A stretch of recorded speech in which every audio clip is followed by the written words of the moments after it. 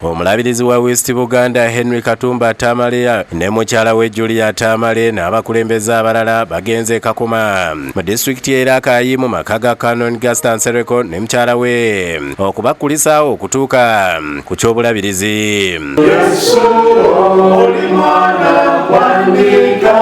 Canon Nsereko akulembedde mu Bishop Katumba ne baze nabo kubayingiza amaka ge wakati mu kuyimba ennyimba ezitendereza Katonda. Oluvannyuma Canon Julia Tamale n'omulabirizi Katumba bakulembeddemu okusabira Canon Nsereko n'ab'omu nju ye. Basumba abakulu ate era badministrators abakulu ab'obulabirizi buno bwe banaakutunuulirayi Mukama tewaabeewo kibalema n'ekimu n'ekyeddagala.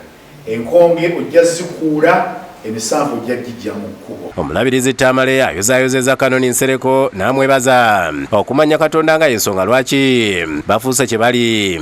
Njagala kubeebaza ekigambo ekyokusaba kubanga sirina bigambo bye njogedde nga mbyogera mu nkukutu nga mbyogera n'abantu batono naye mbadde mbyogera mu lwatu nti P.O. Box Mavivi.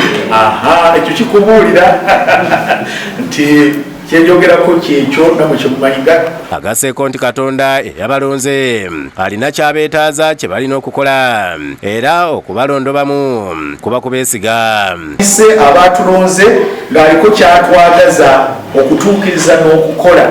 Bwe twerabira okusaba okulemwa kutuli kumpi nnyo. Asabye abakristaayo ne bannayuganda okutwaliza awamu okukwasizaako obulabirizi mu bbanga eritali ddene erisigaddeyo okutuuka nga 3 omwezi ogujja lwe bagenda okutuuza omulabirizi omujja.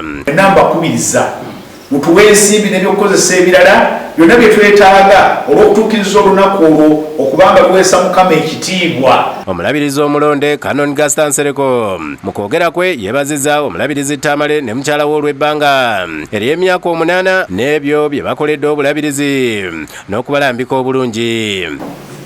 Olw'omukululo gwe mulese ate era twagala okubeebaza olw'okutulera. Ategeezezza nti engeri gy'agenda okuwummulira mu West Buganda bajja kusigala beetaaga obuweereza bwe n'okubalambika. Abantu kimanyi bulungi nti taata owummulidde mu West Buganda ojja kusigala taata olina enjogera gye watulekera era gy'otulekedde nti Bishop in retirement, not a retired bishop. Nokola gy'akola tusuubira nti Katonda agenda mukozesa ebyo. Obuweereza tuyitibwa kubuulira njiri ya Kristo, abantu okubajja mu bibi okudda mu bulungi, wamma okukkiriza nti Katonda tewaliwo kyatasobola kubanga tulaba nga West Buganda nga tufunidde omulabirizi ow'omusanvu. John Bosco Mlyowa yakusakidde egguli lino ku Lwabukedde TV.